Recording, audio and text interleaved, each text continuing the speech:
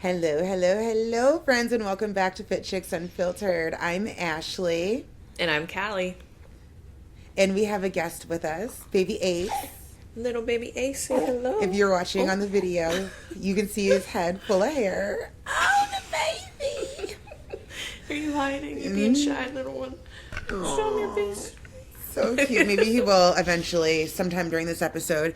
So, friends, yeah, you may have noticed we missed a drop last week. We're getting there, friends. Be patient with us. But as you know, I'm sure you're following us on Instagram. If you're not, what are you doing? Both of our Right? Instagrams are going to be down below, plus our Fit Chicks Unfiltered Instagram. So you can always catch up with us there if you are noticing, hey, where them girls at from the front to back? Y'all still alive? Right? We sure are. Just, living life, moving through this winter season. And boy, has it been a winter season. So you got snow, huh? Yes, we got snow, which is crazy. Which we actually got snow last year too. It's 2 years back to back is wild. That I can't tell you when that's happened. Remind the people where you're from, what part of the world? Oh, okay. So I live in South Carolina, and I'm on the Which coastline there. We're South in Myrtle Carolina? Beach. Myrtle Beach. Got snow. What the fuck? Yep. Yeah, Myrtle Beach got snow, and it was a lot of snow, and it's still on the ground in some spots. Yeah. It's And you crazy. guys, right. No, I'm in upstate, so we are just drenched in snow. There's just so much snow. Yeah, and Um, I've realized like with the snow, it's like I love it one time out of the year. It's really nice, but as soon as you have to be functional in it, I'm like, no way, I can't handle it. That's my issue with it. Everybody's like, appreciate the snow. It's so beautiful. It's peaceful. Guys, it's peaceful until it's not. It's cute until Yeah. it's not. Kelly, nail on the head. When you have to be functional in it, bye, Felicia. When you got to go out there and like warm up your car a half an hour before you have to leave, when you got a husband who works at the ass crack of dawn, like I do, like our days start at the ass crack of dawn. You go out there and warm up our car for us and like shave off the ice. Not you as in you, Kelly. You as in you, listener. I'm a little spicy today, friends, so you're in for a treat. Honestly, though, I was one of those people. I'd always be like, "It's so beautiful. I love it. I love it. I love it." And then there was one snow that we got a handful of years back, and it was so bad, and it stayed forever until I had to go to work again. And I was like, "This is back when I worked a regular 9 to 5." And on the way there, I was like, "No way. How do I get in my Yeah. car? How do I even Yeah. open my car door? I don't I even know what to know. do. Like, how do I clear off my windshield?" And the fact that I'm a southerner actually really showed its face. I was like, I am so ignorant to how To to behave in this. snow. I know how Yeah. to run Yeah. like a 5-year-old out there and build a snowman and feel really Yeah. excited. Not functional. Ridiculous. Exactly. I know the Southerners, man. Any Southerners that are listening that got snow, I feel for you guys because I know, like you said, you guys don't know. I'm born and raised in it. So if I have to do it, I will. Do I want to do it? No. Will I bitch about it? Maybe. Depends on the day. But I can do it. The Yeah. Southerners, you guys are like, oh, I'm hell like, to what the do you no, to the do? no, no, no. Yeah, literally. Like, how? I didn't know. I Yeah, really it's didn't pretty know at wild. all. I'm like, let me try to Google this. Like, what's the best way? And then I was soaked by the time I actually got into my car. Oh, poor thing. Yeah, I mean, I don't mean to laugh, but I'm It's just okay. imagining it. Oh my goodness. Yeah, Yeah, no, somebody's got to laugh at it. dude, this winter, it's gonna be a long one, guys. I don't even think we're close to the other side. And so, our listeners, if you're feeling winter seasonal depression, we feel you, we see you. Remember, there's like sun lamps and things like that that you can get on Amazon. If you're in a weird mental health spot because of the weather, I know it's really cliche to say, but it's the truth. Moving your body does help with that any way you can. One of my in person clients just got herself a walking pad. It might not be a bad idea to invest in some things just to get movement. And if you're like, girl, I'm not going to buy that, I can't buy that, I want you to think about how much you spend in Uber Eats. Because I don't know about you guys, but this weather will gladly make me want to get some comfort food. Some chili, some gumbo, some pizza. Just like call it in, don't cook because it's so cold outside. And so if you think about your Uber Eats bill per month, that could be a walking pad. Yeah, oh, 100%. You can find them on Yeah. Amazon for relatively reasonable. And I You mean, really can. honest, yeah. And like I had, for example, I had my first day back at the gym yesterday, and it was a very, Ooh. yes, it was a very good reminder of like how, I don't know if depressed is the right word, but like how down you can get and how not my energy was not the same. And then when I step foot back in the gym, I'm like, the endorphins are pumping. I feel so good, like it's running through my Yeah. veins. I'm on fire. You know what I mean? Yeah. So how was it? What did you do? It was good. It was very, slow for my intro. I did a lot of Right. like breath work to where I'm actually like connecting my pelvic floor to breathing, like breathing through my nose, expanding my rib cage, and then like breathing out by also like lifting my pelvic floor. And then I did some squats, but the squats that I did were with a bench and really lightweight, like, like 35-pound kettlebell. And I'm not sore, but I can tell around my incision it was a little bit sensitive when I move certain ways today. I did upper body, like I did like shoulder press. I did a little bit of everything. I walked on the treadmill for a little while. I did some legs. I did some light ab work where you have like the sliders and you put your heels on the sliders and you're like bringing in one leg, then bringing in the other leg, bird So dog, stuff you're, like that to reconnect. yeah, to reconnect. My mind muscle connection with my pelvic floor has to come back. Really? I have, so Which I like, think I think because it was strong already, I feel like I did well. But you don't just yeah. want to jump in without testing that first. Right, right. So, how did you feel? Like, did you feel like accomplished? Did you feel, was there any weird sort of mom guilt? Were you like, fuck yeah, I'm coming back tomorrow? Like, how did you feel? No mom guilt. I was Good. like, which I mean, I miss him? Yes. As soon as I left the house, I was like, oh my god, I miss him. But my Yeah, husband was with him, so like I was right. like, this would be good, daddy time. So I go out and I get in there and just being on the treadmill. As soon as I stepped on the treadmill and was walking at like a faster pace than I do around the house or on my walks here, I was like, oh my gosh, it's coursing through my veins. I feel so freaking good right now. I was so stoked. Really? Oh Yeah. my God. What did you wear? Did you wear one of your favorite outfits? No, because they don't fit into it right now. I wore some leggings and like a long sleeve baggy shirt. Not cute. Ah, you're in the baggy shirt phase. I love a good baggy shirt though. I'm not gonna lie. Yeah, me Like, too. yeah, I feel like I'm like entering my lesbian era where I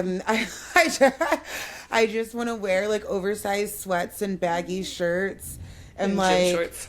yeah, and I want people to wonder, is she a lesbian? Wonder. I've said Ask. that before. Like I want the guys to feel like I might take their girl, but I'm like happy with my Literally. husband at home. You know what I mean? Yeah, I want the guys to feel like I might take your girl and I might just take your girl. Oh God. Eh, That's hilarious. I love it Anywho, though. okay, friends. So today we're talking about food. What else is new? Num num num num num num num num num. What the hell is intuitive eating? Oh goodness me! I feel like the rise of the Pilates princess has brought on or brought with it on its back this idea of cycle syncing and intuitive eating. And for the sake of time, we're going to focus on intuitive eating today. So like I guess we can start with how we would define it. So the way that I would define intuitive eating is by eating what you feel, eating how you feel, when you feel it, whatever that is. How would you describe it? That's how I understand it is that you're relying on your intuition to tell you you need more fats, you need more protein, you need more carbs, maybe you need a glucose spike, and that you're trying to stay on plan just intuitively, like with what your body is saying you need at that time, without the pressure of a structured plan in place. Right. And like, okay, so like off cuff, right? I don't want to get too far ahead of ourselves, but there are like two things I want to address with that. Off rip with our definition of what intuitive eating is, which I believe we're right on the money. And please feel free, friends, in the comments to correct us if you feel like we need it. By all means, we love constructive criticism. But it feels to me that intuitive eating, A, is not for everybody, and B, does that really work? I have so many hard feelings about this, and I might just Me like go too. in on it Go instead of in. just like Go in, queen. tiptoeing around it because Pop it's my off. opinion. It's just my opinion. Yes. We are unfiltered here.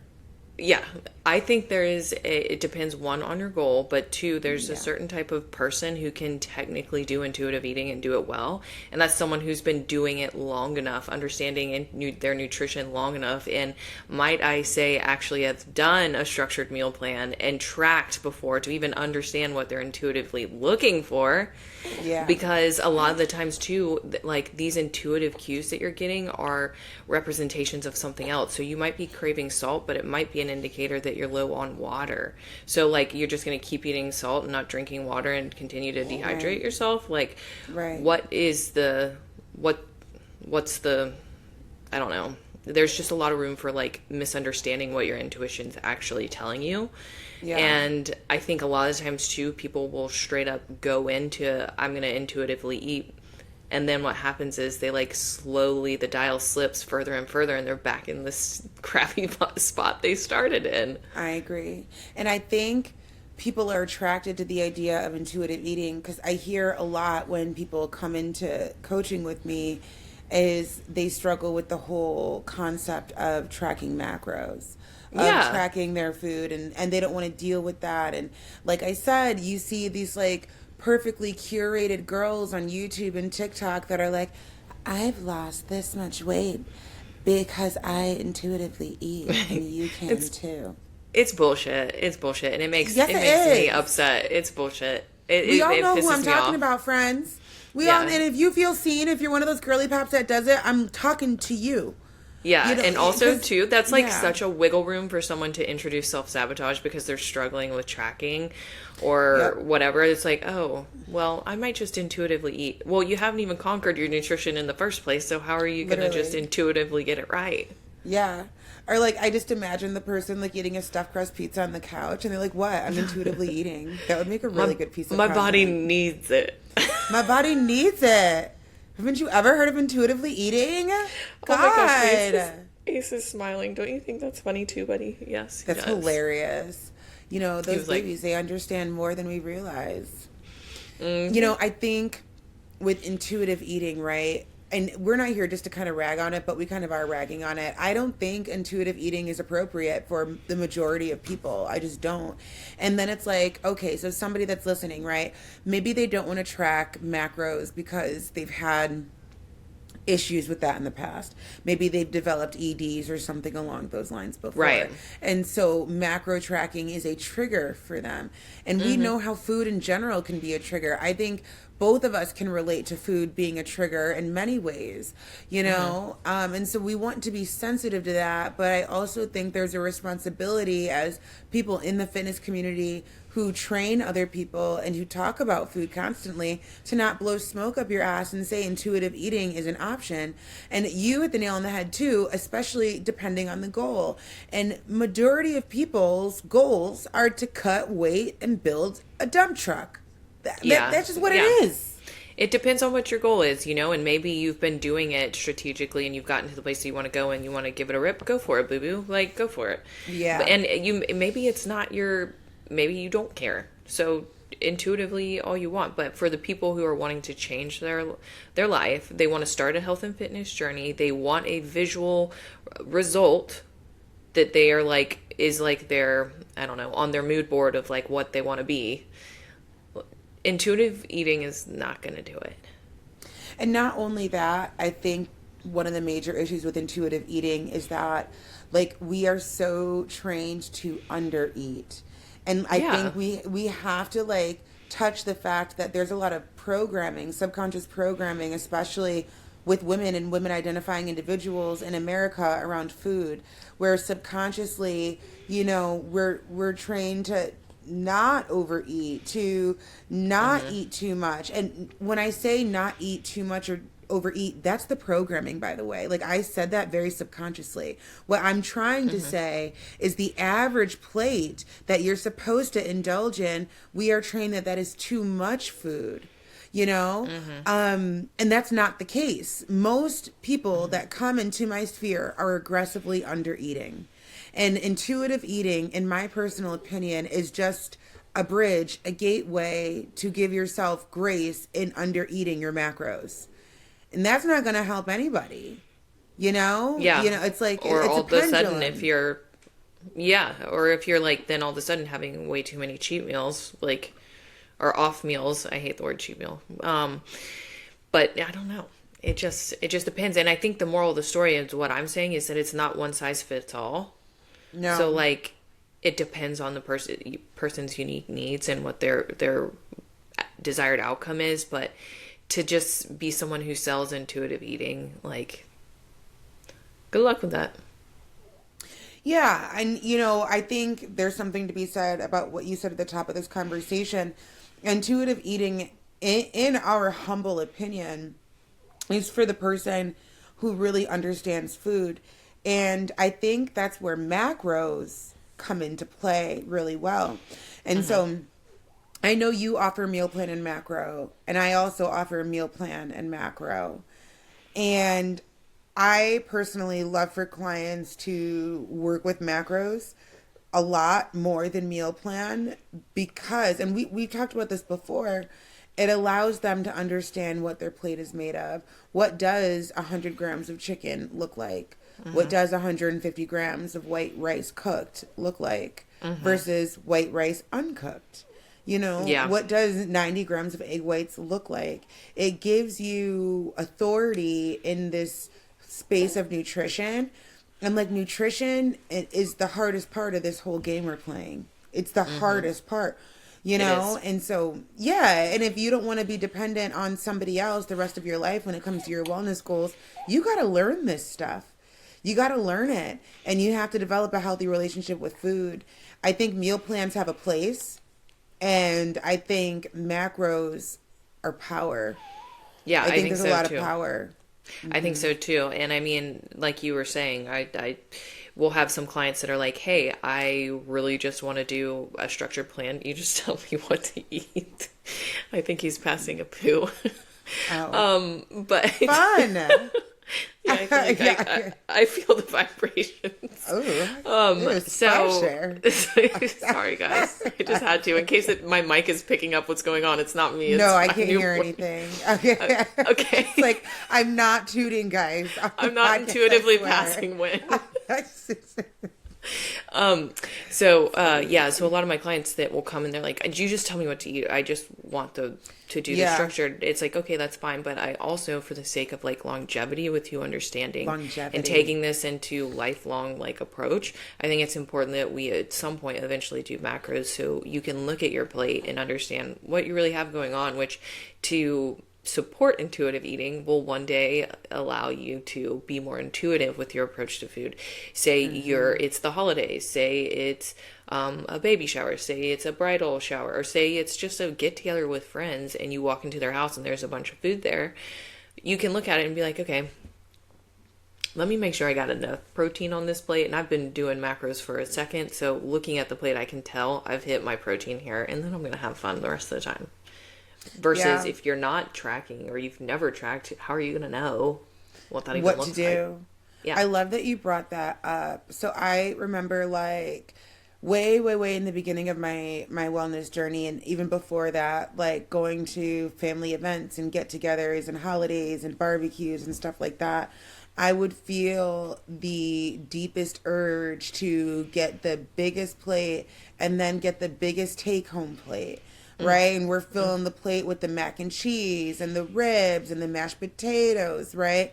You know, and like I'd sometimes even do 2 take-home plates. And I didn't put this together until you just brought this up when it comes to intuitive eating. You know, this past year at all the gatherings, protein led first on my plate. I ate until I was full.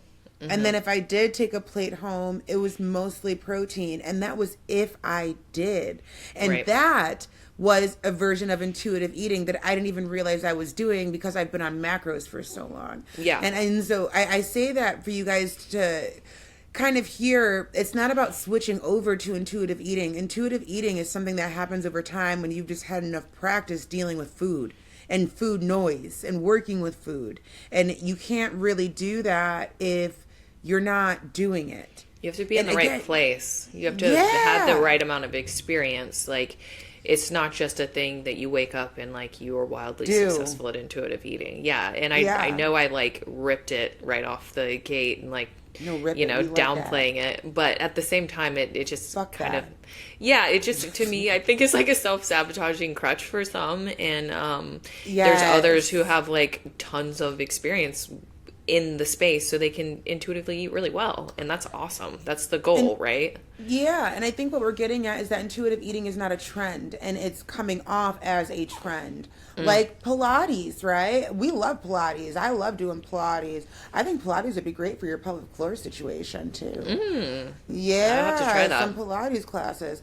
But like I tell my clients all the time, Pilates and yoga do not replace the workout. They're an add-on. You want to go in there and go do that hot yoga, that's on you, boo. You still have to lift and get your cardio in. You Yeah. know? And so it's the same thing with intuitive eating. It's not like a trend. This is something that you do in general, and you'll kind of realize how it starts happening over time.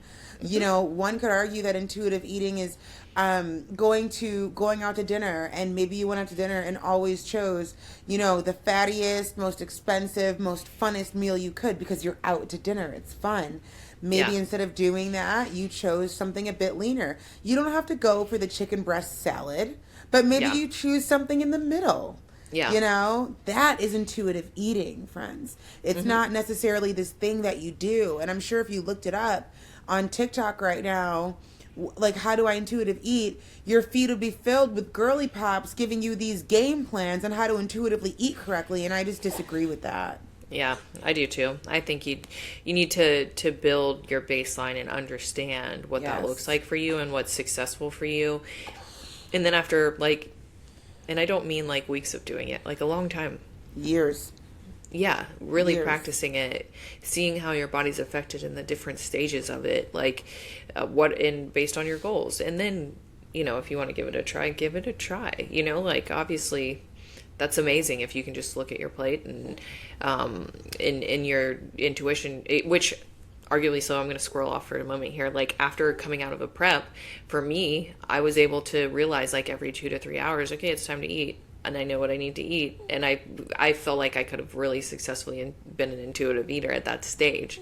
Mm-hmm. But it wasn't without like me going through an extreme prep and eating down to the T exactly what I needed for almost a whole year before I felt comfortable in that, and then at that point, I probably would have slipped with time. So I don't know. Yeah, I think there's something to be said with that, and this is another testament to why I do really love the bodybuilding world because I couldn't agree more. Inside the bodybuilding world, everything does matter. Having an extra couple of grams of rice does matter. And weighing your food, friends. Like, I understand it's tedious. You got to weigh the food, you got to track the food. Depending on your goal, that's what it takes. I don't know what else you want me to tell you, boo. That's what it And takes. Go ahead. it's not easy. It's hard. Like Yeah. I saw a post the other Yeah. day that's like, going to the gym is not the hard part. The hard part is nutrition, because going to the gym for a couple hours in your day, whatever, fine. But doing your nutrition 24 hours a day, 7 days a week, 365 days a year, like that's the hard part. It gets old really quick. It gets old really quick, but after it gets old, it does become muscle memory, and you feel like something's off when you're not tracking. Speaking of tracking, one question I've gotten a lot, and I'm sure you've gotten this too, is like, how do I track my food? How do I know what's in my food? Where do I start? I think, in my personal opinion, and please in the comments, let us know, friends, the general consensus is confusion. And I do think people are making it harder than, oh, apparently my Mac agrees. Um, I think people are making it harder than it needs to be when it comes to food. Again, going back to social media, and I think the reason why I keep bringing it up is because, like, we are in the age of Aquarius, the age of technology, and we are constantly being stimulated and just fed. The algorithm is feeding us all these creators, and we have to figure out what makes sense and what is garbage. I think about it often, to be quite honest with you, like how many people are following this person's advice that is just fucking trash, bro. I think about it constantly because it's a lot, right? And that's why, Yeah. like, you guys have noticed, I don't talk a lot about my caloric intake because I don't need some 15-year-old, oh, Ashely only eats X amount of calories, so that's what I'm going to do. I Yeah. get a little squirrely when people ask me in my training split. I've been in fitness for 10 years. My resting BPM is 47. You can't do what I do, bro. Like, please don't try. Because, Yeah. Yeah. it's scary. It's And scary to your think about body's that. different than that's the thing about everyone's body. Everyone's different. So like to think you can copy paste someone's exact routine or macros or whatever because you want to Yes. look like that body type is Yeah. not the answer. It's a journey and maybe one day you'll be in a phase of a similar thing, but you have to be okay with like learning what your journey looks like. Right. And that's honestly where coaching does come in. I think people sometimes wonder, like, why get a coach if all they're doing is like, I could do my own training program, I could pull stuff off of TikTok and social media, I could just figure out my macros. Can you though? Because everybody is different. And when somebody comes in, one of the number one things we ask is, what are your goals? What are we doing here? What's the goal?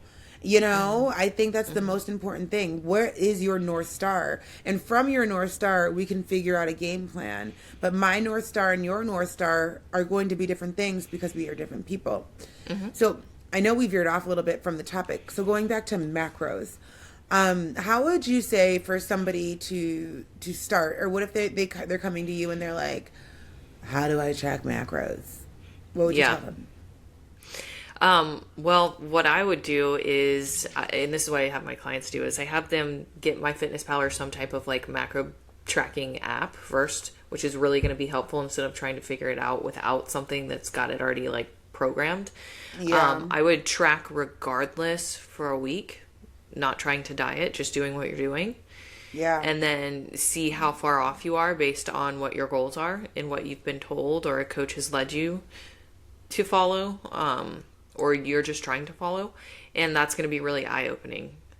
And then from there, what I would do is then actually try to start hitting those macros the next following week and so on and so forth. But if you're not in that position or that's too overwhelming after tracking for a week of just what you're doing, pick one macro.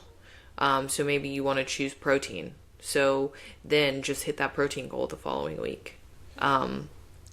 And really pay attention to what your plate looks like each time you hit it and how to disperse it amongst each meal. Because you need to decide too, like, how many times am I realistically going to be able to eat a day? Are you one of those people who can have 4 meals, 5 meals? Or are you one of those people who gets to sit down and eat twice or 3 times? How are you going to disperse it? Because when it comes down to it, especially with protein, like, you were like, oh yeah, 1 gram per pound of body weight. And then you're like, oh shit, that's a lot. Like, how am I going to fit that in 2.5 meals? Like, Yeah. Yeah. and that's when people trip up because towards like 3/4 of the day being over, they check and see where they're at macronutritionally and they're totally off. So they're like Right. scrambling to try to figure it out the rest of the day. And that's not going to lead to success at all. Exactly. Yeah. I only tracked protein for like a full year. That's all I tracked. And then when I got good at that, that was when I started incorporating carbs and fats and things like that. You know, I know it can be overwhelming, especially if you're listening to this and you're starting from ground zero or if your goal feels heavy, right? Like, I remember just being so fucking heavy, like 320 pounds, and being like, fuck. Like, we just have so long to go. And so if you're listening, I feel you, babe. You gotta scratch at it, inch at it, little by little by little. Every day makes a difference. Every meal makes a difference. Take this like on some AA shit, bro. 1 minute at a time, 1 meal at a time. you don't have to be, if you guys are listening and you're like, well, I'm not that big, I get it. You know, even But the 50 same thing pounds. applies. The same thing The same thing applies. applies. And that's the thing, like, even like your goal can still feel monumentous. And so I'm not saying like you have to be like in an obese situation for it to feel monumentous.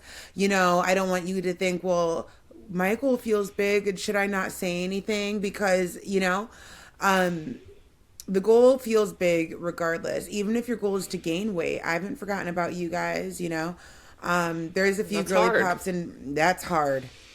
That's hard. Where they have a naturally thin figure and they want more shape and Yeah. they want more muscle definition. That's a rough one.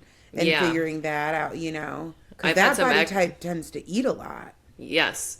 Yeah, I've had some ectomorph clients where they're like they came to me to grow their glutes or to just get in shape and put on more muscle. But they already are like, toned and thin. They're just trying to, achieve more of that muscle mommy look. And that's not easy because even if you just want like to improve your glutes, you have to eat significantly more and you have to eat the right macros, and that's Yeah. that's not easy. And if you're someone who is an ectomorph, your metabolism's off the charts insane. So you're Can you probably define ectomorph for the listeners? yeah, so like there's three different body types, right? So there's ectomorph, which is someone who's naturally very thin. Like if you look at their limbs are usually going to be very thin as well.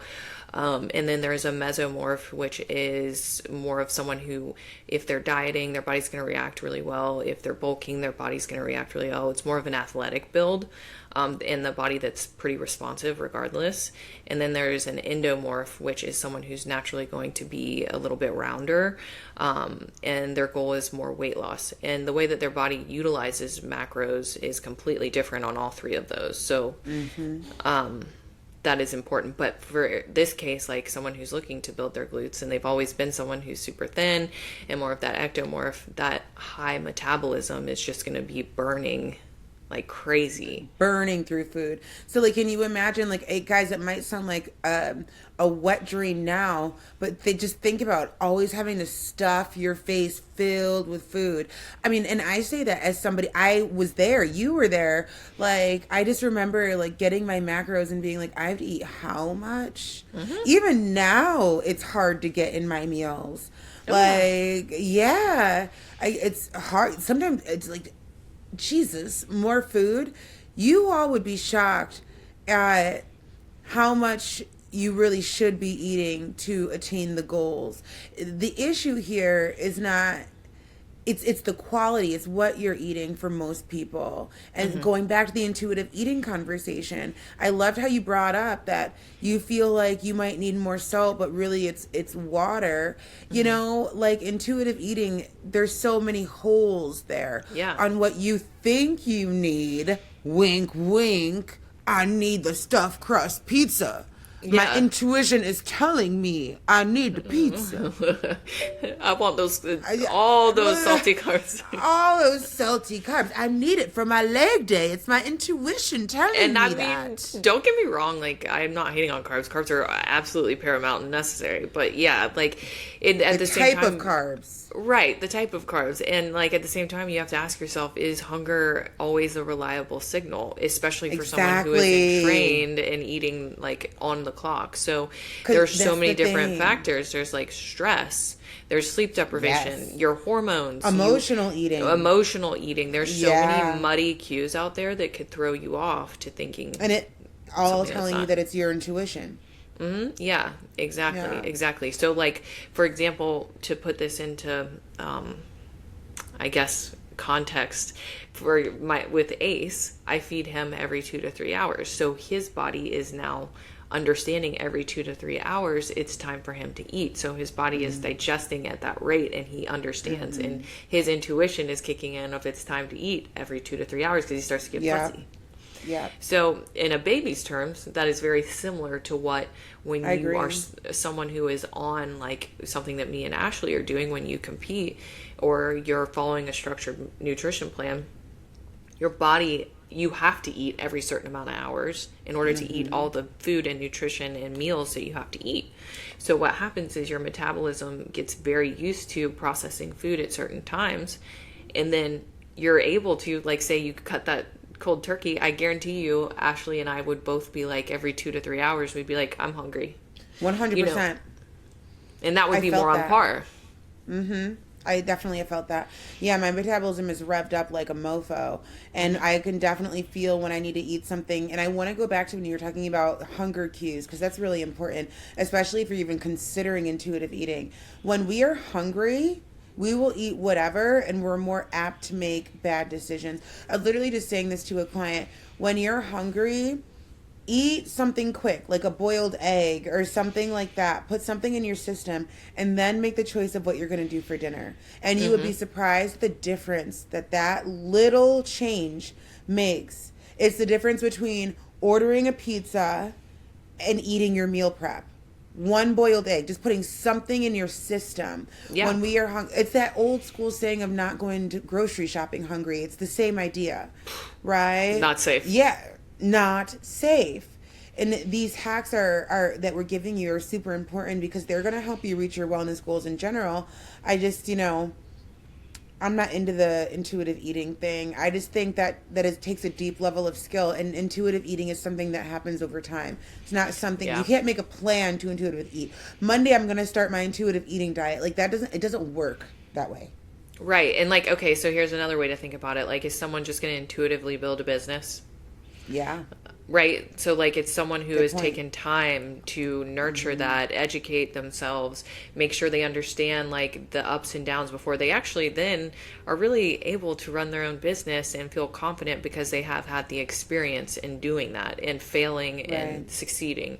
So you can't just be like, I'm an intuitive business owner today. Like Oh my it's God, kind of can you like the same imagine? thing. Yeah, no, no. And also too, like if you're someone that has like specific goals, say you are the person that wants to gain muscle, or you're trying to lose weight, or whatever it may be. Um, like, are you actually okay? So in the instance of gaining muscle, if you're following your hunger cues, are you intuitively knowing that you need to eat more, like around your performance? Like, is that Right. like is that going to kick in, or are you just going to be like, well, I'm not hungry and I'm going to the gym, versus I know I need to eat, I'm scheduled to eat some like oats or some form of carb with protein to actually like spike my glucose stores before I go and lift the legs. And I don't know, someone who intuitive eats may be like, yeah, you just intuitively educate yourself on what you do. But then once again, that evolves around education and nutrition and understanding when you're supposed to eat around a leg day, if that makes Exactly. sense. It makes total sense. Like understanding what you're supposed to eat around a leg day. And like essentially guys, like what Kelly's saying is just understanding how to move your meals around to fit what needs to happen. There's a method behind the madness in general. And whether you bodybuild or whether you don't bodybuild, whether you go to a nutritionist or a dietitian, they're gonna tell you the same thing. Food is fuel. Yes, we can enjoy food, but it also is fuel. Our bodies can't run without it. And so there is a beautiful balance, a delicate balance that I think so many of us are looking to find with food and enjoying it and also reaching our wellness goals because we are in 2026 and the very accessible food is also aggressively high and so much junk and garbage and junk volume is in and it's just a lot. It's a lot and I just encourage anybody to really do a deep dive in food and nutrition to really understand what is on your plate, A, and why it's there, B, which is very, very important. Why the sweet potato over the baked potato? Why this type of butter over that type of butter? Why pink Himalayan sea salt over regular table salt? All that is kind of important. Why olive oil over vegetable oil? And all of that happens over time with education that you can't really get from a meal plan or from intuitive eating, and depending on really what your goals are, I think everybody should just really kind of go head first in nutrition and understanding it. Especially if you want to or you have children. How are you Yeah. going to feed those kids, Hold on one second. Hello? I'm waiting on an order, and I think it Oh, might you're be there, good. and I don't want them to leave it. Pause. Kelly, will you write down that time? Yes. 39:45. Oh, you're over there? Oh, okay. It was just my neighbor. Oh, goodness. Okay. Ugh. Okay, where were we? So let's round it out. What are our closing thoughts here on intuitive eating? I think my closing thought here is when it comes to nutrition, there's no place for intuitive eating. Okay, I'm just kidding, friends. I'm just kidding. Calm down. What I'm really trying to say is when it comes to nutrition, there's no place for intuitive eating for the majority of people. I said what Yeah. I said. Yeah, I would say intuitive eating is meant for a certain type of person. Now, and I think in a certain type of goal. Yeah. What are you really trying to get out of intuitive eating? What kind of goal, out of curiosity? Like, somebody who is matched well for intuitive eating, what sort of goal or goals would they have in your opinion? Maintenance. Mm. I think if it's someone who has already gotten to where they want to be physically, and or they never had to, they're just always there, and they don't really care, and they're happy, but they want to intuitively eat. Yeah. And they just want to make sure they're being relatively healthy and Yeah. going with that. I think that's fine. Yeah. But I don't think someone who's trying to strategically build muscle, strategically lose fat, strategically gain a certain aesthetic, compete, really educate themselves in the nutrition space. I think you're going to waste a lot of time walking in circles with intuitive eating. Yeah. I would agree. Yeah. No notes. No notes. I think if you guys have notes or if you guys have questions, because this is kind of a hot topic right now, again, let us know in the comments whether you're watching on the YouTube or you're listening wherever you get your podcasts. And if you don't want your comment out public, you can always DM us at our Fit Chicks Unfiltered Instagram page. We are more than willing to have even more open dialogue about this. Food is a finicky bitch. It's a sensitive topic. It's a very sensitive topic, but it's not a topic that we can't not talk about, right? Because not only is it sensitive, it's also central when it comes to wellness goals, And so it's like we can pussyfoot around the topic of food, hoping we don't trigger anybody, or we can actually help you be better at this. Yeah, So. and anyone, I mean, obviously if there's someone struggling with food, like it is so important to heal your relationship with food so that you can like step into something confidently and I don't know, feel like you do have control of that, which Yes. it's never my goal to like dismiss like any eating disorders or food relationships with Of food, course. because that is a real thing. Yeah. But like I said, with that being said, like it is so important to not just live in that space of being, it is what it is, I have this and it is, like how can you work towards like healing it? Right. And I think, I know we just said we were going to end, but more thoughts are coming through. This idea of intuitive eating can be a mask for control. Like I don't want to be controlled by macros. I don't want to be controlled by the scale. I don't want to be controlled by a food plan. I want to intuitively eat. And I want you all to understand a food plan is not aimed to control you. Macros are not aimed to control you. MyFitnessPal does not want to control you. No. It's about what is the goal you're looking to achieve and how can we help you get there? How can I utilize these tools to get to that goal? And for a lot of us, intuitive eating doesn't have a place for where we're going. And in fact, it can set you back. So while you think you have control, you're actually setting yourself back. Self-sabotage anyone. Yeah, yeah, for sure. And you could, while, like I said earlier, with the maintenance, the individual who just wants to stay in maintenance, maybe actually like not supporting longevity in terms of like keeping skeletal muscle, eating enough to actually age gracefully when it comes to like your joints, your muscle tissue, all of that. So I don't know. It's a tricky one. I would say my moral of the story is intuitive eating is tricky. Very, very tricky. It's not as simple and curated as it looks on social media, friends. Yeah, Remember I think that. it's a little bit of a wolf in sheep's clothing. Yeah, that part. Yeah, I would fully agree. So, all right, friends, we hope you loved the episode. Yes, thank you so much, and please check us out. Support, like, comment, whatever. Let us know what you want to hear about. We want to talk about what you guys want to hear. Exactly. And both of us are open for coaching. All of our links are going to be down below. So if you're interested in any of that, you know where to find us. Absolutely. All righty. We will see you in the next one. Bye. Bye.